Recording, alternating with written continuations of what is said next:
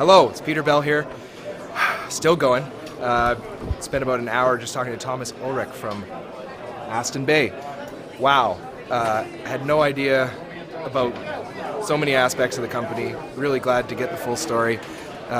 Been too long. But finally starting to unpack some of it. Wow. Hello. Hello, Peter. Always good to talk to you. He told me that he's the most comfortable when he doesn't know it's an interview. So with the camera jammed in our face right now, it's probably, we'll keep it short and sweet. But rest assured, lots to dig into here. Wow. The genetic model particularly. I think I got about 20 minutes from you on that. Wonderful. Never heard of quite anything like this before. I love the precedent with the Polaris mine. The city of Resolute, right. Northwest Territories? None of it. None of it, thank you. Yeah. That mine stopped 2004, as I understand, very significant part of Canadian mining history. 21 million tons, 14% zinc. Yep. They estimated in 2004 they pulled $15 billion worth of ore out of the ground there. Fantastic mine. Again, proves you can mine in this area year-round, ship seasonally, and make a lot of money.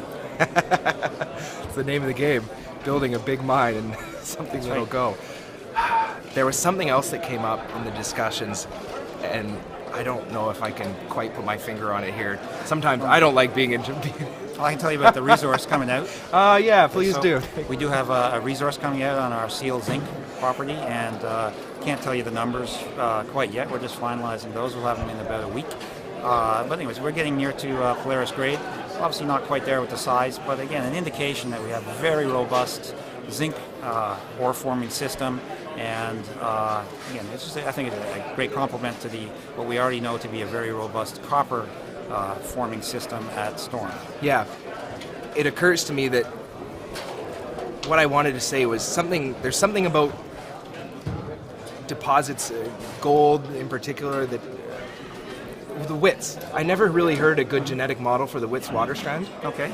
But I gather that it has something to, I've heard recently that it has something to do with the salinity in the water and all these chemical processes going on. Yeah, we have a somewhat similar concept here. We have a large basin where essentially you have saline fluids that scavenge metals, and then they percolate through the rock. If they hit the right kind of chemical trap, that would be you need to reduce the fluids in this case. So that's the trap you need.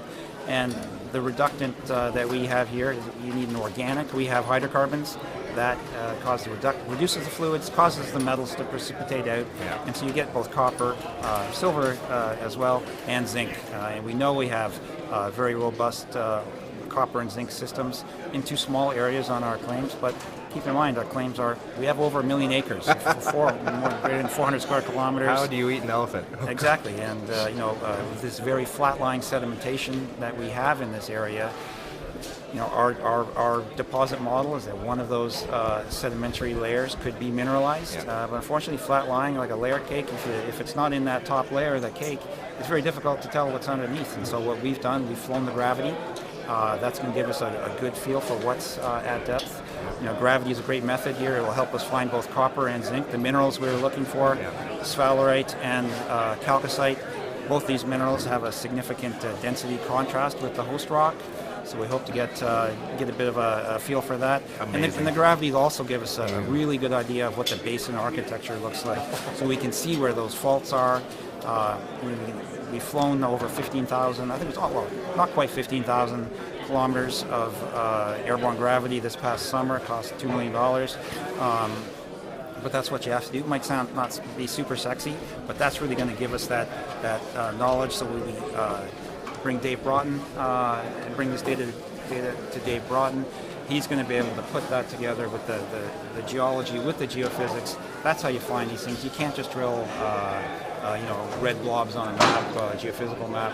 It has to be well informed with the geology, and then we can make some get some good targets, and we're going to be drilling next summer. That's the story. Thomas, you give me so much there that I want to, dig into. So many of these things. This is why we've been talking for an hour. Oh, anyways, one thing to say, it's the same basin. You're talking about basin architecture. This is the same basin as Polaris that we're just talking about.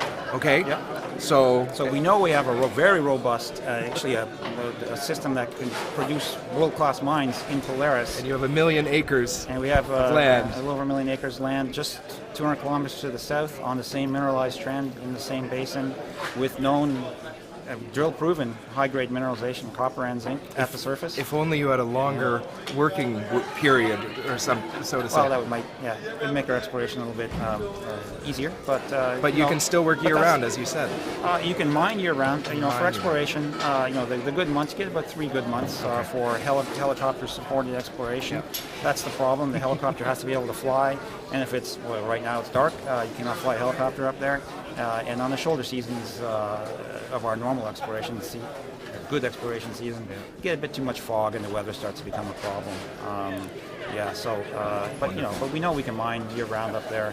And I wondered about that 2-week work program that you had this year. This summer. That was just a quick short visit. It was really to bring Dave Broughton up there so he could get a good look all up and down the belt. It's 144 kilometers long. It takes a bit of, but 2 weeks is enough time for him to get and see the surface, see the core. We still have the historic core, see the showings, and get a real feel so when he puts this all together, it'll be there. And we also had a chance while we were there sort of gussy up our camp a bit, get it ready for next year so we can come in straight up and not have any hiccups. You can't be sending back to Vancouver for UPS packages. Yeah, that's very expensive. Well, the conference is winding down and it's noisy as all, but we're still going. Maybe let you go. All right. Anything to news, upcoming things to expect? You mentioned the resource. Absolutely, yes. So we should have the resource out in a week or two. We've got to get those final numbers sorted out. We'll also have the first pass on the processing of our geophysics coming out in November. We'll also be reprocessing that data, so we'll have another press release come out later. Yeah. The second pass on that data is going to be, we're going to have a lot more, we'll be a lot more informed by Dave Broughton. He's going to come, we'll do a little iterative back and forth on, improve that model with the actual geology and get it even better feel, so we get some better targets for next summer. That's going to be an exciting one. Yeah, and drilling next summer, you're getting close. I've heard it said seasonality allows you to be a better scientist. Gives you time to think and hopefully not make mistakes. Yeah, definitely. Tom, thank you very much.